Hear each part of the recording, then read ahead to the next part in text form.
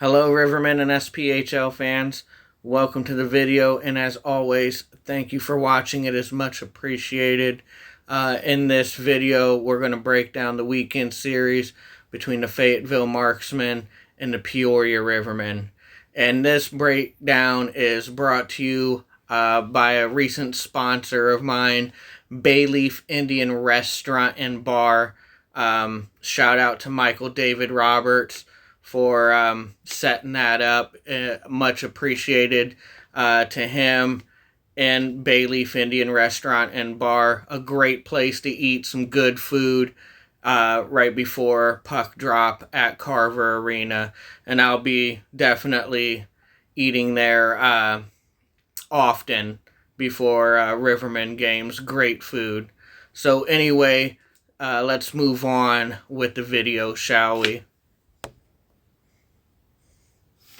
It was definitely a very interesting couple of games this weekend versus Marksmen.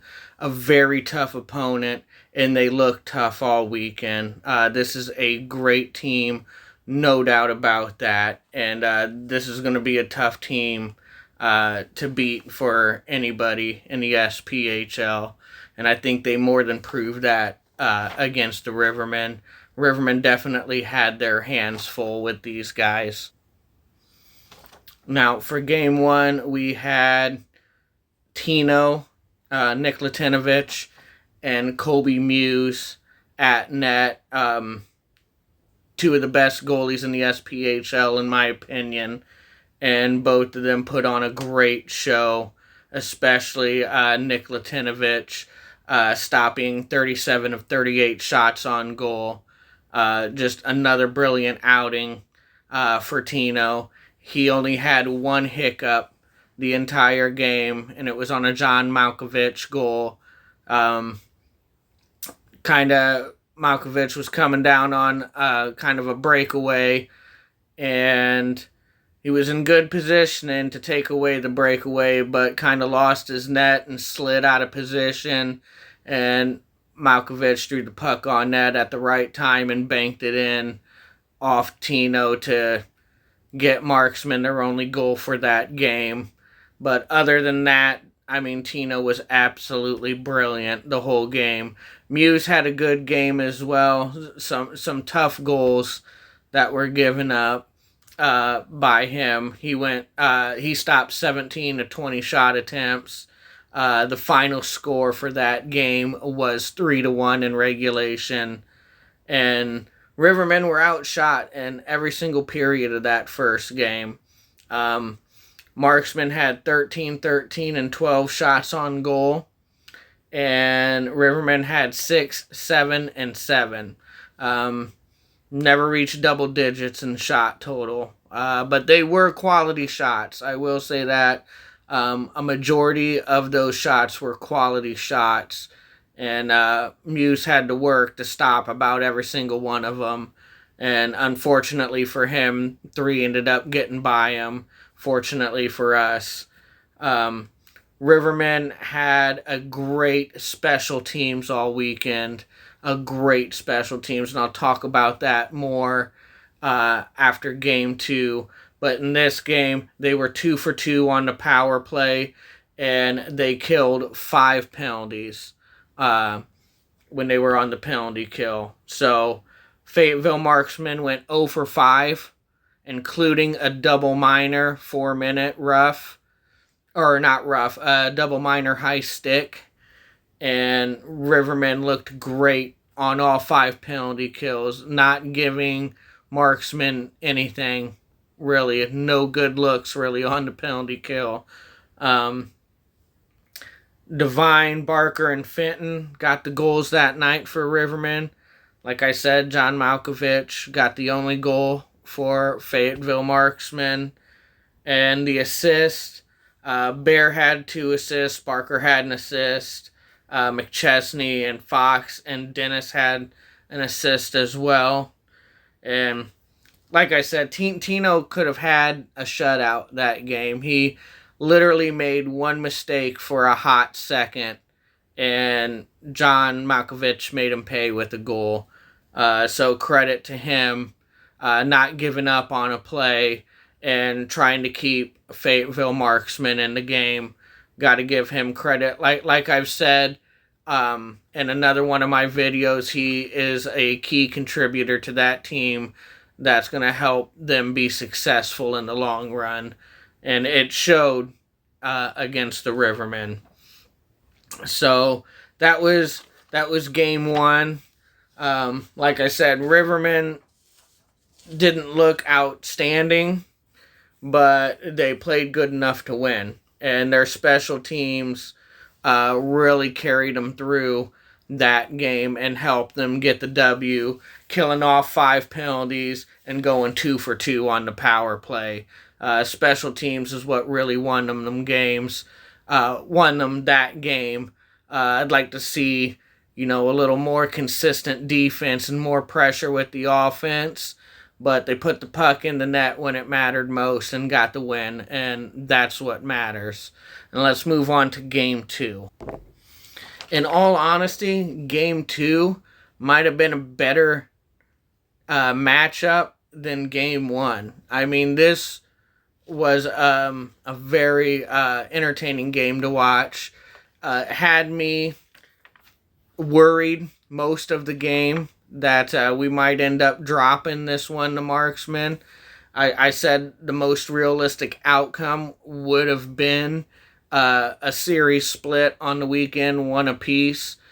Fortunately for the Rivermen, we were able to basically steal a game 2 win right out from under marksman in the third period, and that helped us become 3-0 and still undefeated on the season and sweep the marksmen. So credit Rivermen for not giving up when things didn't look good and finding a way to win when it mattered most. And that's what matters. So going over the numbers, starting with the Rivermen, it was a 2-1 win in overtime. Kyler Fenton with the game-winning goal in overtime with 3.8 seconds left to go in the overtime period. So with very little time to spare, we was able to get that goal by Mason Beaupitt, who had a brilliant game. And both backups started, by the way, in game 2. Mason Beaupitt for Fayetteville Marksmen and Jack Bosted for the Peoria Rivermen. And both goalies had an outstanding game at net and really kept their teams in this game. Shot totals for the Rivermen, they had 8 in the first period, 8 in the second, and 9 in the third, and 2 in overtime. So this whole weekend, both games included, Rivermen never got to double-digit shot totals in any period, which is not Rivermen-like, to say the least. You don't see that often from a Rivermen team. I would like to see them get more pressure in the offensive zone and put more pucks on net, obviously. They had 27 total shots on the game, which is a little better than their other games. So the shot total is coming up. This is still a new young team. A lot of the veterans retired and moved on. So there still is going to be some growing pains with the Rivermen. That's what's kind of scary about the Rivermen, is they're not at their best by far. They've still got some adjustments to make and a lot of room to grow together as a team. And we ended up winning pretty handedly against the Quad City Storm and swept a damn good Fayetteville Marksmen team. Which now Marksmen are 0-6 in their last 6 games in Peoria. So Marksmen really struggle to win in Peoria, just like most teams in this league struggle to win in Peoria. So no surprise there. Now, on special teams, Rivermen were 1 for 3 on the power play, and they killed their only penalty. They were only on the penalty kill 1 time in this entire game 2. And I'll get more into that as I'm reading the notes. Now, like I said, this isn't your typical Riverman style game that happened tonight. Their physical attack mode wasn't as high as it normally is. I mean, Rivermen have always been a very physical team. No doubt about it. People can whine and cry all they want about it. I really don't care. They really don't care. They're a physical team, and it works for them. But they came out a little flat in that department and flat overall. It was a pretty even first period. We actually outshot the Fayetteville Marksmen in the first period, 8-6. So it was a pretty even first period, but Rivermen did come out flat in that second period and stayed flat the entire second period. There wasn't much life to their game. I've seen numerous mistakes with the puck and the mental part of the game, making mental mistakes. Definitely a lot to clean up, and they were lucky to only be down a goal in that period. That's when John Malkovich got his second goal of the weekend, and Marksman's only goal of the game was in the second period, where Fayetteville Marksmen took a 1-0 lead against the Rivermen.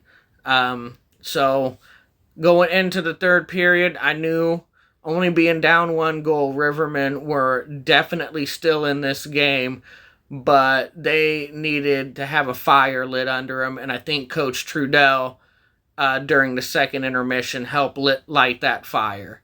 I would have hated to have been a player in that locker room after the second period, because I guarantee you Coach Trudell tore into them. And it worked. It fired up his team, and I know he told them, you need to go out there and be more physical and take this game, and that's exactly what the Rivermen did. Braden Barker came out just like a minute into the third period, and he came out on fire, looking to fire this team up. And he got into a bit of a scuffle / fight with Blake Holmes of Fayetteville Marksmen. And after that skirmish with Blake Holmes, the Rivermen's energy went way up. It was just what the doctor ordered, because from then on out, Rivermen were playing more aggressive, attacking more, and really taking it to Fayetteville Marksmen like they were lacking in doing in the first 2 periods. During the third, on a power play, again, this is where the special teams came in handy for the Rivermen and helped get this weekend sweep against Marksmen. On a power play, Rivermen tie up the game. Just about 7 minutes left in regulation on a Tristan Trudell one-timer past Mason Beaupitt, and it was a beautiful goal. It was a very beautiful goal. I was glad to see Trudell get on the board with a shot like that. It's something I know he's more than capable of doing. Like I've always told people think Tristan is just a fighter. No, he is not. He is a skilled player. He can score goals, and he can set up players to be successful too. And I hope there's more to come from that, because we need that out of Tristan. But he came through when it mattered most, tied up the game, and that took us into overtime. Mason Beaupitt and Jack Boston through regulation, like I said, just was absolutely brilliant for their respective teams, and you couldn't ask for much more out of them. Heading into overtime, to be perfectly honest and quite frank, Rivermen were very lackluster. Pretty much a vast majority of that overtime. I didn't think they looked that good, honestly, with the 3-on-3. I think they made some questionable mental mistakes, especially with the puck, and they were having trouble getting a shot on goal in that overtime. But in the waning seconds of overtime, that's when we got our couple of shots. And with, like I said, with 3.8 seconds remaining in overtime, Kyler Fenton put one in the back of the net to bring it home for the Rivermen. And the crowd went absolutely crazy. That was an awesome feeling. That was awesome to see the Rivermen come back and get that W. And they had to come back and take it. They had to earn it because Marksman wasn't giving that up easy whatsoever. So Berrigan got 2 more assists, and Barker had an assist that game.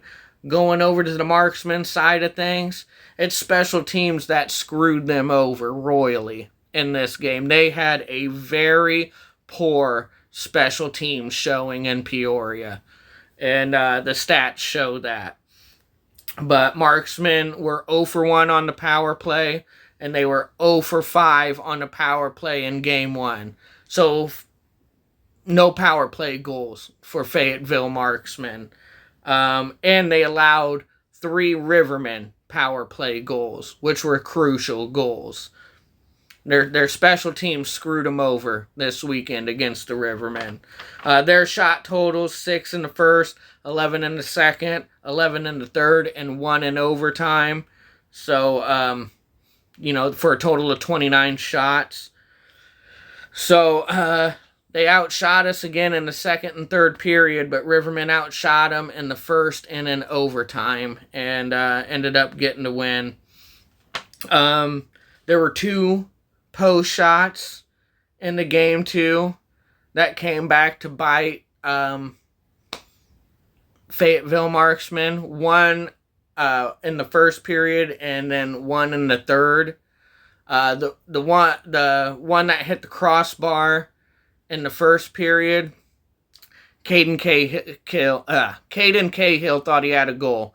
Raised his hands in the air, and it was close, but live, I didn't think it went in. And when I seen the replay, I still don't think it went in.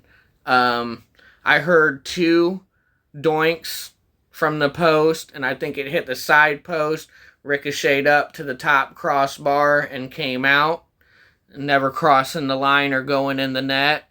It was a hell of a shot, and probably 9 times out of 10 that goes in.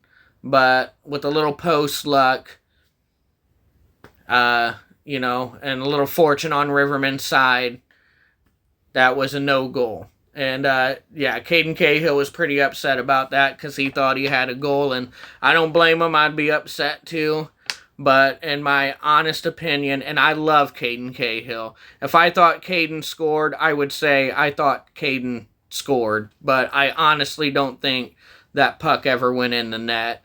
So I think that was a good no-goal call that didn't need reviewed. And like I said, in the third period, they had a great scoring opportunity, and again hit the side post, and it rang out. So couldn't put it home. That proved to be detrimental to Fayetteville Marksmen as well as their special teams. So that was the weekend. Fayetteville Marksmen only scoring 1 goal in each game, both by John Malkovich. Their special teams playing very poorly in both games on the weekend. Getting post shots in the first and the third in the second game. And like I said, you mix that with great goaltending. And, this one hurts for Fayetteville. I'm sure it does. And I could tell losing this game, too, the body language of the Marksmen, you could tell this one hurt. And they thought they were going to skate away with a shutout victory, 1-0 in Peoria. And they ended up losing in overtime. So that one's going to stay with them for a bit and sting. But like I said, Marksmen is a great team. They really are a great team. And they're going to give a lot of the teams in the SPHL fits. And I think they're going to be a top contending team. They're just like the Rivermen. They're only going to get better as this season goes. So was a great game overall, great series overall. Rivermen come out on top, get the sweep. They're 3-0 now. Marksmen are 1-2, but they are much better than that record indicates.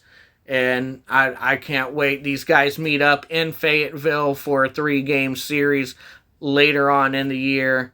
So that's going to be an electric series, I have a feeling. And I can't wait for it. So with that, I'll go ahead and wrap it up. Thank you guys for watching. Once again, a shout out to Bayleaf Indian Restaurant and Bar and Michael David Roberts for helping setting that up. Again, it's much appreciated. And Rivermen fans, I'm telling you, this is a great place to eat.